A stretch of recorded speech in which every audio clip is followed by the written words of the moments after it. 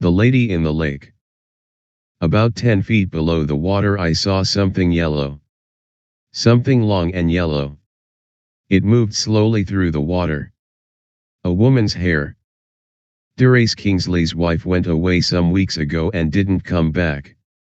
No. Philip Marlowe, a Los Angeles detective, must find her. Is she dead? Did a lover kill her? Is she the lady in the lake? Or is she a killer? Marlowe must find answers, and quickly. Because there is a killer in Los Angeles, and the killer is working fast.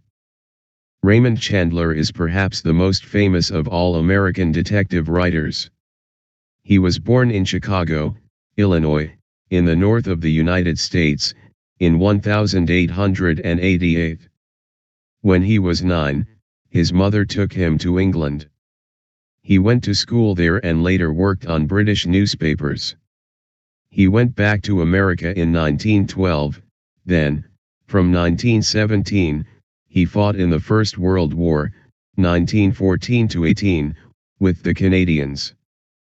In 1919, he went back to the United States and worked in many different jobs before he started to write. This happened when he lost a very important job in 1932, when he was 44. He sold his first story, a detective story, in 1933. His first book, The Big Sleep, 1939, was about his famous detective, Philip Marlowe, and Marlowe is in all the books he wrote after that. Many people still think The Big Sleep, Farewell, My Lovely, 1940, The Lady in the Lake, 1944, The Little Sister, 1949, and The Long Goodbye, 1953, are some of the best of all American detective stories. After his wife died, in 1954, Chandler was very unhappy and drank a lot. He died in 1959. To the teacher. In addition to all the language forms of Level 1, which are used again at this level of the series, the main verb forms and tenses used at Level 2 are common irregular forms of past simple verbs, going to, for prediction and to state intention, and common phrasal verbs.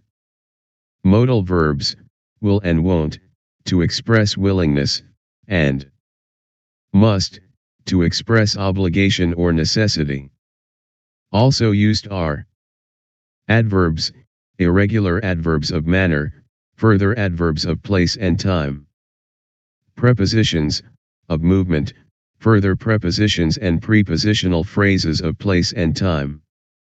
Adjectives, comparison of similars, as, and of dissimilars, than, the est in / of, more and most. Conjunctions, so, consequences, because, reasons, before / after / when, for sequencing. Indirect speech, statements.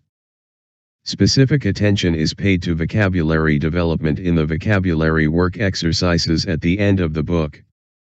These exercises are aimed at training students to enlarge their vocabulary systematically through intelligent reading and effective use of a dictionary. To the student. Dictionary words. Some words in this book are darker black than others. Look them up in your dictionary or try to understand them without a dictionary first, and then look them up later. The Lady in the Lake. Raymond Chandler. Level 2. Retold by Jennifer Bassett. Series editor, Derek Strange. Chapter 1. The man in front of me was tall and strong, with thick dark hair. He sat in an expensive chair behind an expensive desk, and looked at me with cold gray eyes. He didn't have time to smile. "Okay, Marlowe," he said. "So you're a private detective. One of the best in Los Angeles, I hear. I have a job for you. I want you to find my wife. Think you can do that?" I sat back in my chair and lit a cigarette slowly. "Yes, Mr. Kingsley, I said. I think I can do that. How much? $25 a day. Half a dollar a mile for my car. And 100 in my hand now, before I do anything. He looked at me, and I looked back at him and waited. Then he smiled. Okay, Marlowe, you've got the job. But don't talk about it to the police. I have an important job here. He looked round his quiet, expensive office. The hot July sun didn't get into this room. I want to stay in this job, and I can't have any trouble with the police. Is your wife in trouble? I asked. I don't know. Perhaps. She sometimes does very stupid things, and she has dangerous friends. He gave me a drink and told me the story. I have a house in the mountains, near Puma Point. Crystal went up there in May. She often meets her men friends up there. He looked at me. She has a lot of men friends. You understand? But there was an important dinner down here on June 12th, and Crystal didn't come back for it. So what did you do? Nothing. Because of this. He gave me a letter and I read it. 5. El Paso, June 14th. I'm leaving you and going to Mexico. I'm going to marry Chris Lavery. Good luck and goodbye. Crystal. I wasn't very unhappy about that, Kingsley said. She can have him, and he can have her. Then 2 weeks later I heard from the Prescott Hotel in San Bernardino. Crystal's car was there and they wanted money for it. But yesterday I met Lavery, here in town. He didn't know anything about Crystal, and he last saw her 2 months ago. So where is she? What happened to her? I thought about it for a minute or two, and then I asked him some questions. We talked for about half an hour. Kingsley gave me a photo of his wife with Chris Lavery. It was a good picture of Lavery, but not very good of the lady. I finished my drink and stood up. Okay, Mr. Kingsley, I'm going to talk to Lavery, and then go up to your house in the mountains. My house is at Little Fawn Lake, he told me. A man works for me up there, Bill Chess is his name. And the girl at the telephone desk outside can help you. She knows a lot of my wife's friends. Talk to her. And you can phone me anytime, day or night. Outside Kingsley's office I looked at the girl at the telephone desk.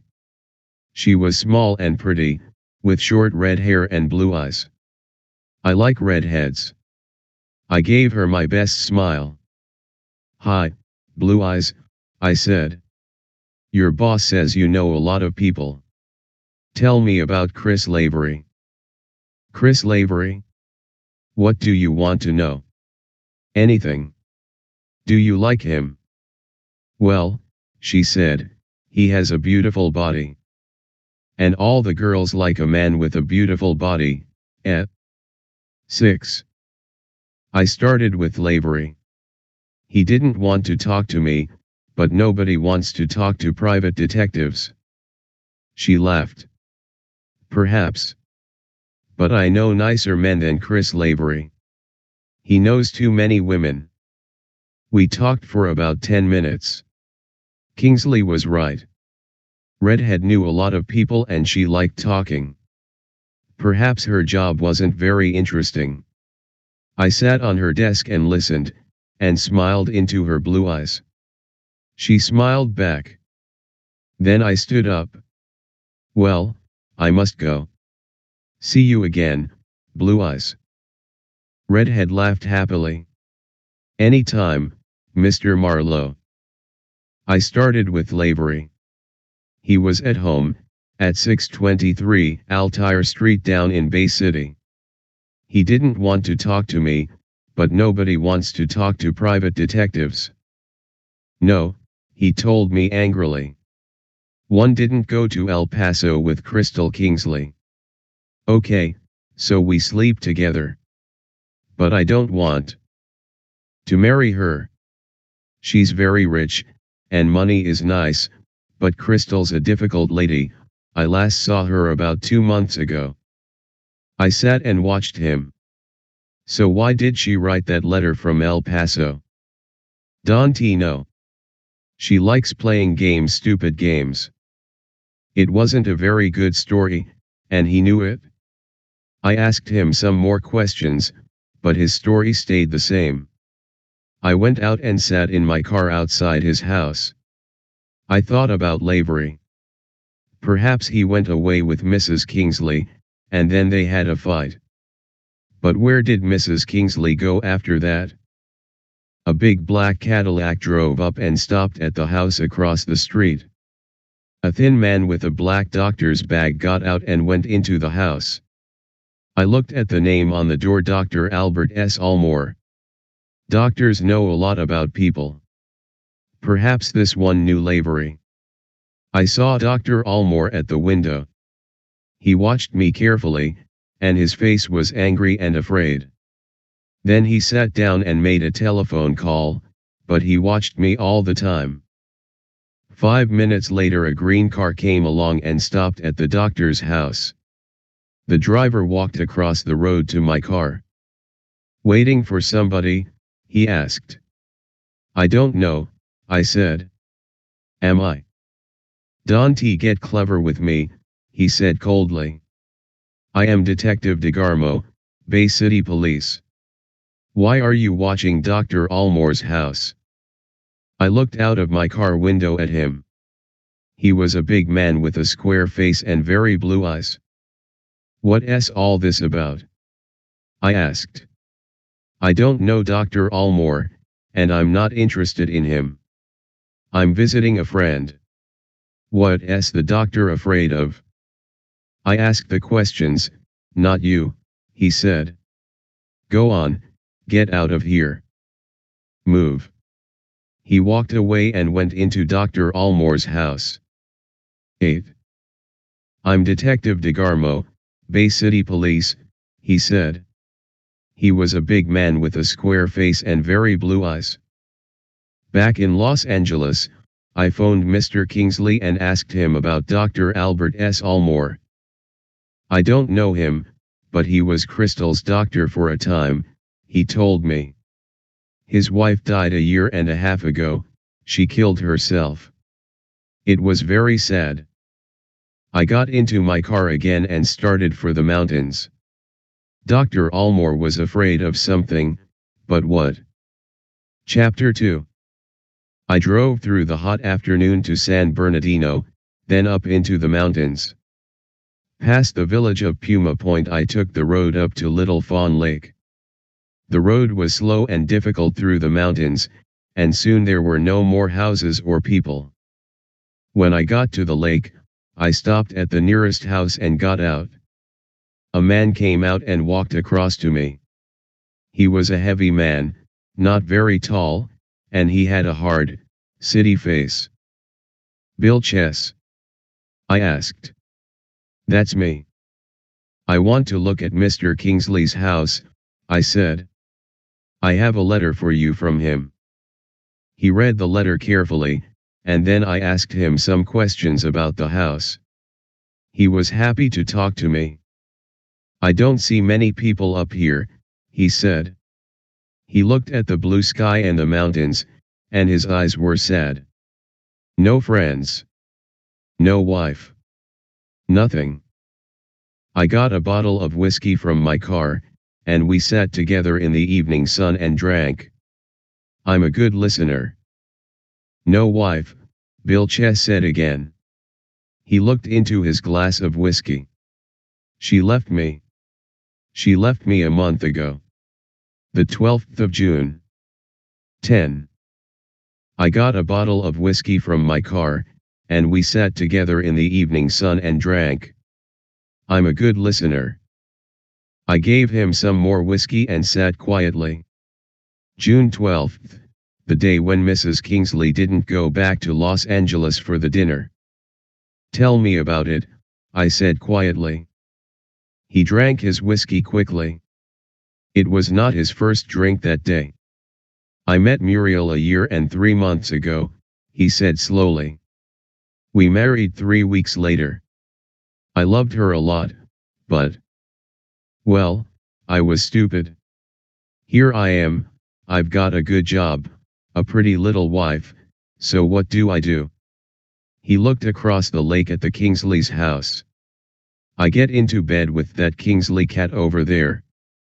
Okay, she's as pretty as Muriel, the same long yellow hair, same eyes, same nice little body, but she's nothing to me. But Muriel knows all about it. So we had a fight, and that night she left me. I went out, and when I got home, there was a letter on the table. Goodbye, Bill, she says, I don't want to live with you after this. He finished his whiskey. I didn't see the Kingsley woman again. She went down the mountain that same night. And not a word from Muriel now for a month. He turned and looked at me. It's an old story, he said, but thanks for listening. I put the whiskey bottle back in the car, and together we walked round the lake to the Kingsley's house. I looked round the house, but there was nothing interesting for me there. Perhaps Mrs. Kingsley went away with your wife, I said to Bill Chess. He thought about it for a minute. No, he said.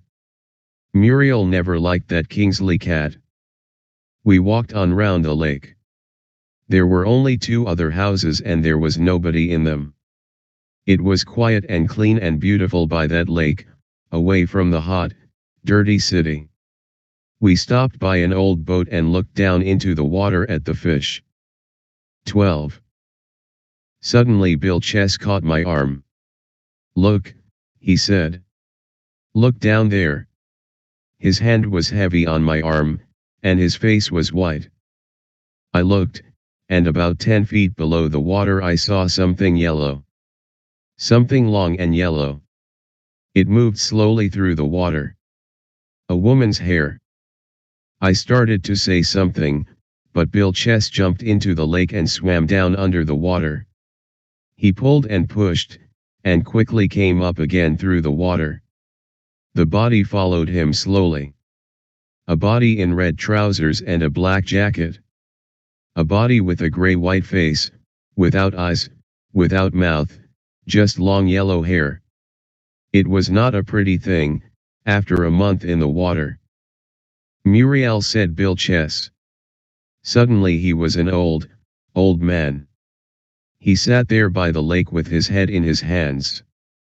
It's Muriel, he said, again and again. Down in Puma Point Village, the police station was just a one-room little house. The name on the door said, Jim Pateau N, Police. I went in. Jim Patton was a big slow man, with a big round face and a big slow smile. He spoke slowly and he thought slowly, but his eyes weren't stupid. I liked everything about him. I lit a cigarette and told him about the dead woman in Little Fawn Lake. Bill Chess's wife, Muriel, I said. She and Bill had a fight a month ago, then she left him. She wrote him a letter, a goodbye letter, or a suicide letter. I don't know. Jim Patton looked at me. Okay, he said slowly. Let's go and talk to Bill. And who are you, son? Marlowe. I'm a private detective from LA. I'm working for Mr. Kingsley. He wants me to find his wife. We drove up to the lake with the doctor and the police boys in the back of the car. 13. Bill Chess was a very unhappy man. You think I murdered Muriel, he said angrily to Patton. Bill Chess was a very unhappy man. You think that I murdered Muriel, he said angrily to Patton. Perhaps you did, and perhaps you didn't, said Patton sadly. But I must take you down to the police station, Bill. There's going to be a lot of questions. Chapter 3. I had dinner at the hotel in Puma Point. When I finished, a girl came up to my table. I didn't know her. She smiled at me. "Can I sit with you for a minute, Mr. Marlowe?" she asked. I got out my cigarettes. "Word gets round fast in small villages," I said. "What do you want to talk about?" She smiled again. "About Bill Chess. Do you think he murdered Muriel?" "I don't know. Perhaps. But I'm not interested in Bill or Muriel Chess." "No." The girl put out her cigarette. "Listen to this, then. There was a Los Angeles policeman, DeSoto, up here about 6 weeks ago. Big man with a square face. Said he wanted to find a woman with the name Mildred Haviland. He had a photograph with him. We thought the photo was Muriel Chess. Okay, the hair was red-brown, but a woman can easily change the color of her hair.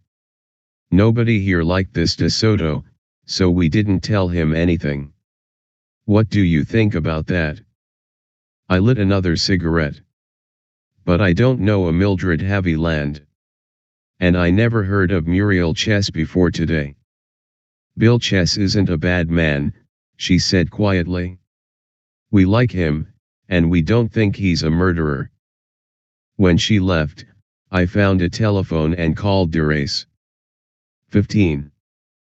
And in the tin of sugar I found a watch with some words on the back of it, "Al to Mildred.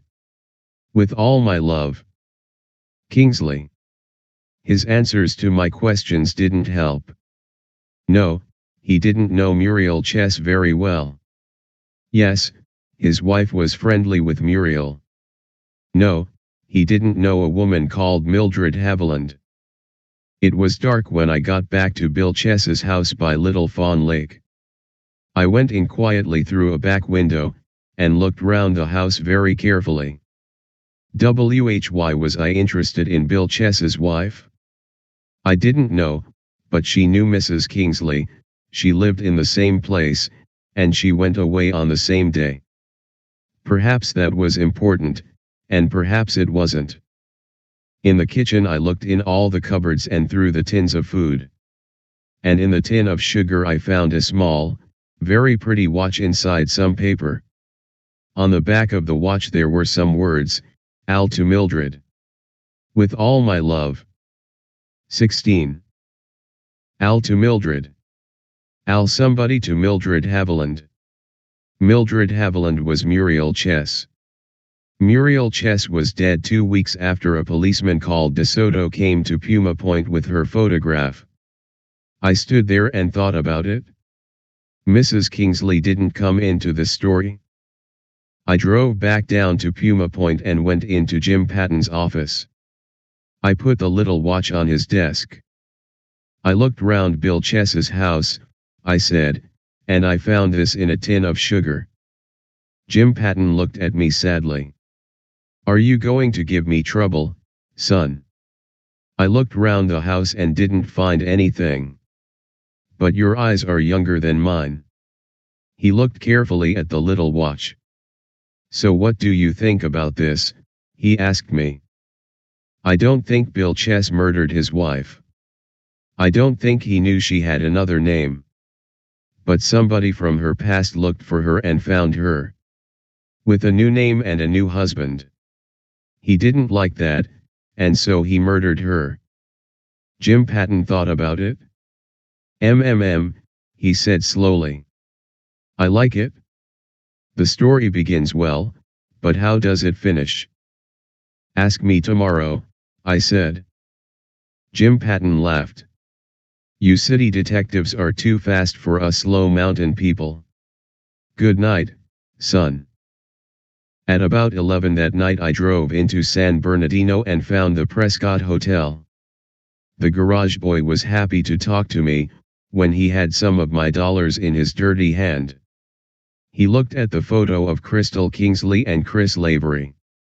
"Yeah, I remember the man," he said. He came up to the woman at the hotel desk. But this photo's not very good of the woman.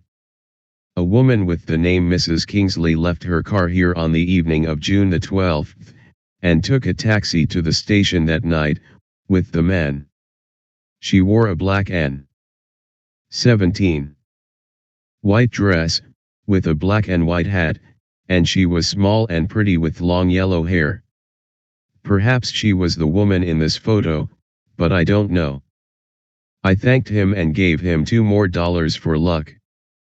It was too hot in San Bernardino, so I got back in my car and drove home to Hollywood. I got in at 2:45 in the morning. I had a bath, went to bed and slept well. Chapter 4. In the morning I drank a lot of black coffee and made some phone calls. A good friend of mine worked in the city police offices. There was no detective with the name of DeSoto in the city of Los Angeles.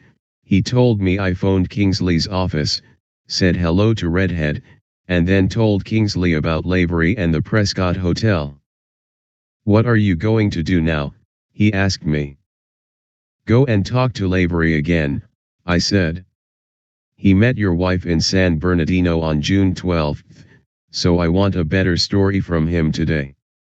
I drove down to Bay City and stopped the car up the street from Lavery's house. I smoked a cigarette and thought about Lavery. Then I saw a woman at Lavery's front door. She came out, closed the door quietly behind her and walked away down the street. She wore dark glasses, a brown coat and a light blue hat. I didn't see her face, but her hair was dark brown and she had very nice legs. I like legs. I watched them all down the street. Lavery's front door was shut, but I gave it a little push with my finger, and it opened. I went in and called his name, but there was no answer. I walked round the house and had a look in his bedroom. There was a very big bed in there, but then I saw a woman at Lavery's front door. She came out, dosed the door quietly behind her and walked away down the street. Lavery wasn't in it. I looked into some of the cupboards: shoes, jackets, shirts, trousers, and a woman's dress.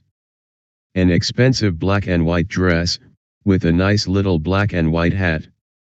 I closed the cupboard quietly, and opened another door at the back of the room. Inside was a bathroom, and Lavery was at home. He was in the bath, and he was very, very dead. There was a gun on the floor, a small, pretty lady's gun, but it can kill as well as any other gun. I looked round the bathroom. There wasn't a fight. Lavery knew his killer. She opened the door, came in and shot him 3 or 4 times. Not Lavery's lucky day. I took the little gun with me and went out to my car. The street was quiet and sunny, no police cars, no policemen. Only Marlowe, finding another dead body. Murder A. Marlowe, they call him. I got into my car and drove away from there fast. In his quiet, expensive office, Derace Kingsley listened to me with a white face. "Did your wife have a gun?" I asked. "Yes." "Is this it?" I showed him the gun from the floor in Lavery's bathroom. He looked at it, and then at me. "I don't know. Perhaps. But Crystal isn't a murderer, she didn't kill Lavery." "Why not?" "The police are going to think she did. She was with Lavery in San Bernardino. They didn't go to Mexico. Then perhaps one day she sees him with another woman. So she gets angry, and goes round to his house. She leaves the gun on the floor, her dress in the cupboard. The police are going to love it." I stood up and looked down at him. "I must take the gun back now and call the police. I can't cover up a murder." 20. Lavery was in the bath, and he was very, very dead. There was a gun on the floor, a small pretty lady's gun. Kingsley said nothing and put his head in his hands. Then he looked up at me. "Listen, Marlowe," he said quietly. "You're working for me, right? I know Crystal didn't kill Lavery. What about that woman in the blue hat? Who was she?" "Lavery knew a lot of women. Go and find the murderer. Show the police that Crystal didn't kill Lavery. Do that, and there's $500 for you. Point 1. "Okay, Mr. Kingsley," I said. But the job gets more difficult every day. When I went out, the redhead at the telephone desk called to me. "Mr. Marlowe," she said quickly, "yesterday you wanted to know about Dr. Almore." Mr. Kingsley told me. "Well, I talked to some friends last night." I went over and sat on her desk. "Okay, Blue Eyes, tell me." "Some rich women drink a lot, and take drugs. They think it's exciting," she began. "Sometimes they take too much and get ill. Well, people say that Dr. Almore helps these women. He gives them different drugs, they get better, and Dr. Almore gets a lot of money. Florence Almore, his wife, took drugs, too. She wasn't a very nice woman. One night, a year and a half ago, she came home ill. Dr. Almore's office nurse put her to bed, but later that night Mrs. Almore walked down to the garage. Chris Lavery found the body. When he came home, he heard the sound of a car in the Almore's garage. He opened the door and found her dead on the floor. Dr. Almore was out. The police say it was suicide. But some people say it was murder. Florence Almore's parents thought it was murder." She looked up at me with her big blue eyes. "Does that help you, Mr. Marlowe?" "Yes," I said slowly, "I think it does." I gave her a big smile. "You and I must have dinner together sometime, Blue Eyes." I drove back to Altair Street, Bay City. I put the gun back on Lavery's bathroom floor and called the police. They came fast, hard men with hard, cold eyes. I knew one of them, Detective DeGarmo, the big man with a square face and very blue eyes. His boss was an angry little man called Weber. I sat in one of Lavery's chairs and answered their questions. I told them all about Kingsley, his wife, Bill Chess, and Muriel, the black and white dress. All the time DeGarmo watched me with cold eyes. Then the police doctor arrived. Weber turned to DeGarmo. "Okay, Al, you stay here with Marlowe. I'm going to look at the body with the doctor." He went out. I looked at DeGarmo. "How's Dr. Almore this morning?" I said. "What's he afraid of today?" "You said you didn't know Almore." DeGarmo's eyes were angry. "I didn't yesterday. But today I know a lot of things. Chris Lavery knew Mrs. Almore, and he found her dead body.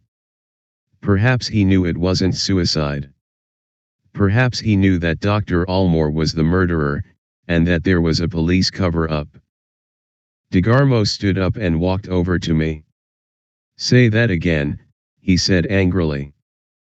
I said it again. He hit me very hard across the face with his open hand. He didn't break my nose, but that was because I have a very strong nose. I looked at him and said nothing. He spoke through his teeth at me.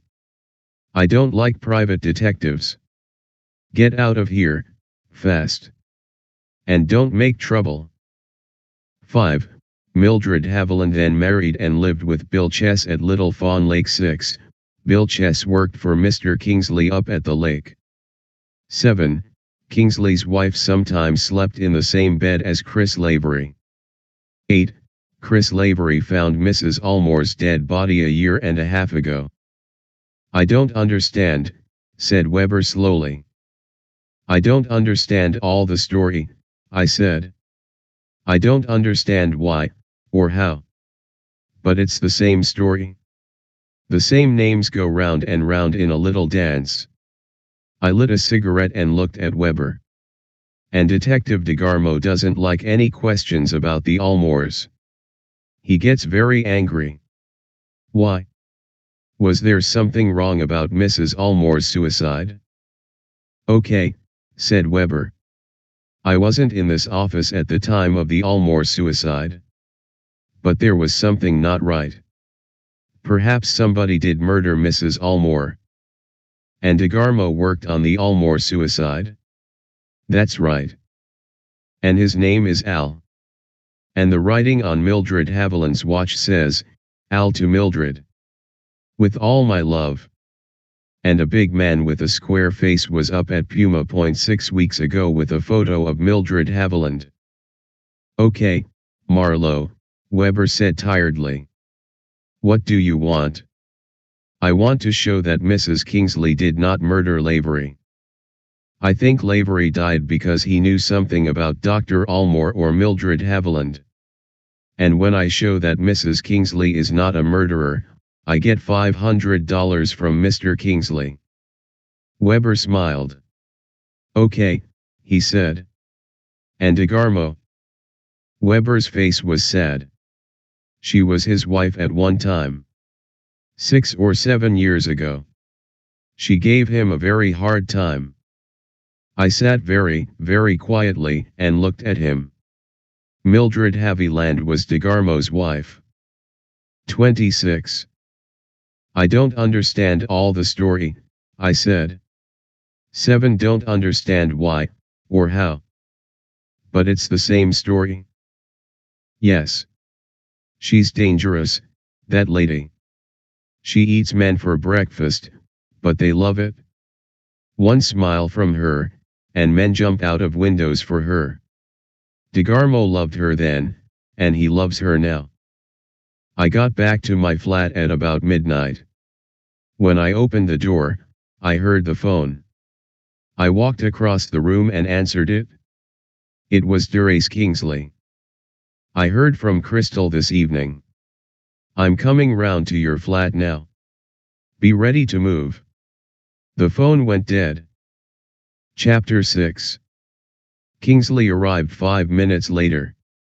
He didn't want to sit down and he didn't want a drink. He pulled out a brown envelope and gave it to me. Take this to Crystal, he said. She's waiting for you now, in the Black Cat Bar down in Bay City. There's $500 in that envelope.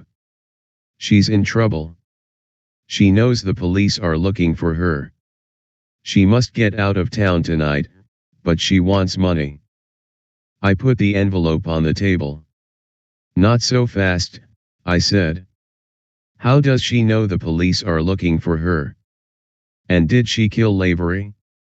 I'm not going to help a murderer. Kingsley's eyes were very unhappy.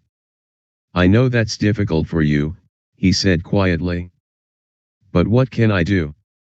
Perhaps she killed Lavery, perhaps she didn't. I didn't speak to her on the phone. The girl in my office took the call. Crystal didn't want to talk to me, and I didn't want to talk to her. I don't want to see her again. But she is my wife. I walked across to the window and thought for a minute. Okay, I said. I'm going. I want to hear her story. But I give. 28. Kingsley didn't want to sit down and he didn't want a drink. He pulled out a brown envelope and gave it to me. Murderers to the police, okay. Now, how is she going to know me? Kingsley smiled for the first time. Thanks, Marlowe, he said. Crystal says her hair's light brown now, and short, not long and yellow. And you can wear my scarf. She knows that. He took it off and gave it to me. It was green and yellow and red. The colors hit me in the eye. At 1:15 in the morning the Black Cat Bar was quiet, only 5 or 6 people were at the tables. By the door was a small woman with light brown hair. She wore a yellow dress and a short gray coat. She saw my scarf first, and then me. We walked out into the street together and stopped by a shop window. The police start to get very interested in you. The hotel was very quiet, but suddenly I heard sounds of cars in the street. I went to the window and looked out carefully. Police cars. A lot of them. They stopped outside the hotel. Quickly I found my coat, Kingsley's scarf, and the envelope of money. I left the room fast and went down at the back of the building. I found the door to the garage under the hotel, opened it quietly and went through. I began to run to my car. But a big hand came out of the dark and caught my arm. And somebody said quietly into my ear, "Let's take a walk, Marlowe." 35. I looked round, into the very blue eyes of Detective DeGarmo. We drove away from the hotel and then stopped and talked in my car. DeGarmo was in trouble with his boss, Weber, and he didn't want Weber to find me. "What happened, Marlowe?" "There's a dead woman up in Rue M618. Somebody called the police 10 minutes ago." I lit a cigarette and told him my story, about the call to Kingsley, my meeting with Mrs. Kingsley, the man in the room, the hit on my head. He looked at me carefully. "Did you see this man?" "No. He was a big man, but I didn't see his face. This yellow and green scarf was on the floor." I showed it to DeGarmo. "I saw it on Kingsley earlier this evening. Perhaps Kingsley killed her. She made a lot of trouble for him." I watched his face. He thought about it for a minute. "Okay, I'm interested," he said. He looked at me. "I want to find this murderer before Weber finds him. And then perhaps I can get out of trouble. Let's go and talk to Kingsley, Ed. Where does he live?" But Kingsley was not at home. We found a phone and I called Redhead, but she didn't know. Then I phoned policeman Jim Patton up at Puma Point. It was now 4:30 in the morning. Half an hour later Jim Patton called me back. "Yes," he said, "there was a light on in Kingsley's house at Little Fawn Lake and his car was outside." We drove up into the mountains, stopped, ate some breakfast and drove again. After a long time DeGarmo spoke, "That dead girl in the lake up there. That was my girl. Mildred. Weber told me last night. I'd like to get my hands on that Bill Chess." "Don't he make more trouble?" I said. "You covered up for." 36.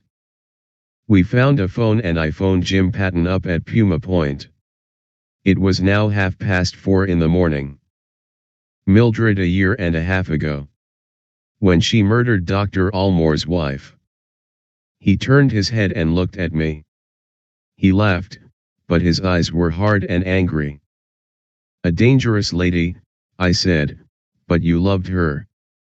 She put Florence Almore to bed, and gave her a killer drug. When Almore came home, his wife was dead. But you and he covered up for Mildred Almore, because he was afraid, and you, because you loved her. Am I right?" The big man didn't say a word. "Then you sent Mildred away." "So she went away, and married Bill Chess.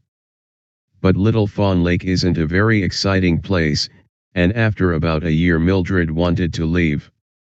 She didn't have any money, so she wrote to Almore. No address, just send money to Mildred at Puma Point. But that's a dangerous game. The first time it's $50. The next time it's $500. Almore didn't like that, so he sent you up to Puma Point with a photograph. I think Mildred was a little afraid of you, DeGarmo. But you didn't find her. Right?" DeGarmo looked out of the window. After a minute or two he said, "Okay. Let's forget it.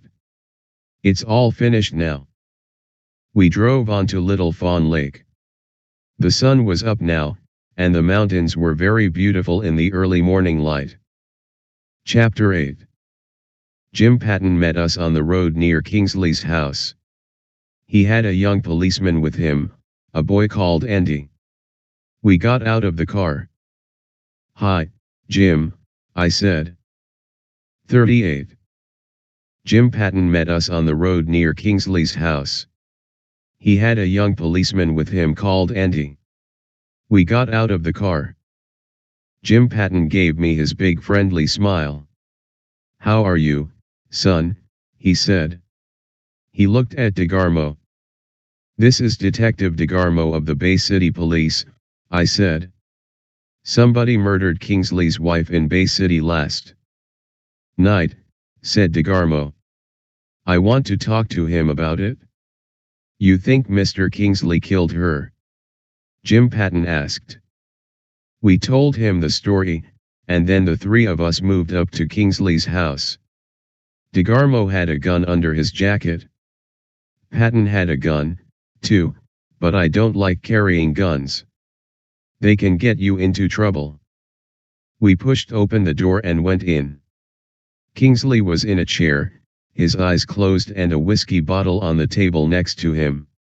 His face was tired and gray. DeGarmo spoke first. "Your wife's dead, Kingsley. And you left your scarf behind in room 618. That was stupid." He turned to me. "Show him the scarf," he said. I got out the yellow, green, and red scarf, and put it on a table. Kingsley looked at it, then at me, then at DeGarmo. "I don't understand," he said. "That's my scarf, but Marlowe wore it when he went down to Bay City. My wife didn't know him, and..." DeGarmo made an angry sound and turned to me. "You didn't tell me that," he said quickly. "You didn't want to know," I said. "You wanted Kingsley to be the murderer." That was a nice, easy answer. I looked at Kingsley. "I only saw your wife in a photograph. But I did see her before last night. She was the woman in the blue hat outside Lavery's house yesterday morning. I told you. Remember?" "I didn't hear about a woman in a blue hat," said DeGarmo angrily. "So Mrs. Kingsley did murder Lavery, then?" "No," I said. "She didn't murder Lavery. And you know that better than anybody. She didn't shoot Lavery yesterday. 40. Morning, because she died a month ago. Crystal Kingsley was the dead woman in Little Fawn Lake. And the woman in the Granada Hotel last night was Mildred Haviland, and Mildred Haviland was Muriel Chess. So Mildred Haviland murdered Chris Lavery yesterday morning, and somebody murdered Mildred last night." For a long time nobody spoke. Then Jim Patton said slowly, "But Bill Chess thought the woman in the lake was his wife. After a month in the water." I said. "The body wore his wife's clothes and had the same long yellow hair. Everybody thought it was Muriel. Why not?" "Finish the story, son," Jim Patton said. He watched DeGarmo all the time. He didn't look at Kingsley. So I told them. They all listened to me very carefully. DeGarmo's face was white and his eyes were hard and cold. I told them about Florence Allmore's murder a year and a half ago, and about the police cover-up. "Mildred was a very dangerous lady," I said. "After the first murder, the next murder is easy. She wanted to leave Little Fawn Lake, and she wanted money. Allmore didn't give her any money. But Crystal Kingsley was rich, and Mildred found her in bed with her man, Bill. Mildred didn't like that. So she murdered Mrs. Kingsley and put her body in the lake. Then she pretended to be Mrs. Kingsley. She took her money, her clothes, and her car, and went down to San Bernardino. There she met trouble, Chris Lavery. Lavery knew that she was Muriel Chess, and not Crystal Kingsley. But Mildred was a clever girl. When she said jump, every man jumped for her. So she took Lavery away with her, and rode to Kingsley from El Paso. I stopped. Nobody said anything. Nobody moved. Kingsley looked at the floor, Patton looked at DeGarmo, and the room was very quiet. DeGarmo looked at nothing. I lit a cigarette. But then Lavery went home to Bay City. She stayed near him, because he was dangerous to her. He knew that she wasn't Crystal Kingsley. Then I began to ask questions about Mrs. Kingsley, and that was the finish for Lavery. Mildred went down to his house and shot him in the bathroom. I stopped again, and Patton said slowly, "So who killed Mildred, son? Do we know that, too?" The room was very quiet. Let's say that it was a very unhappy man. He loved Mildred, he helped her many times, but it wasn't easy for him. He wanted to stop the murders, 3 were too many. But he didn't want everybody to know her story. Let's say it was DeGarmo. DeGarmo moved away from the window, and his gun was in his hand. That's a very interesting story, Marlowe. He smiled, but not with his eyes. How did I find her, then? I think Almore saw her outside Lavery's house one day. He told you, then you followed her to the Granada Hotel. Easy for a detective. Yeah, DeGarmo said. He began to move to the door. Well, I'm leaving now. And no fat old policeman is going to stop me. Don't do it, son, Jim Patton said to him quietly. DeGarmo laughed, and looked at the gun in his right hand. Patton didn't move. But his gun spoke for him, and DeGarmo's gun flew out of his hand and hit the floor. DeGarmo turned, and ran to the door. We went to the window and watched. I can't shoot a man in the back, Patton said sadly. He's going to take Andy's car. But he can't get out of these mountains. We can stop all the roads. DeGarmo ran to Andy's car, got in and drove away fast. I turned and looked at Kingsley. He stood up, got a new bottle. 43. 100 feet down the mountain was Andy's little red car. The men down there carefully pulled something big and heavy out of the car. Of whiskey from the cupboard, went into the bedroom and closed the door. Patton and I went quietly out of the house. We drove down to Puma Point. On the road outside the village there were some cars and a lot of people. We stopped and got out. A man came over to us. "There's a car down there, Jim," he said. The man drove too fast and went off the road down the mountain. They're pulling him out now. We went and looked. 100 feet down the mountain was Andy's little red car. The men down there carefully pulled something big and heavy out of the car. It was the dead body of a man. Thank you. Please like, share and subscribe for more audio stories.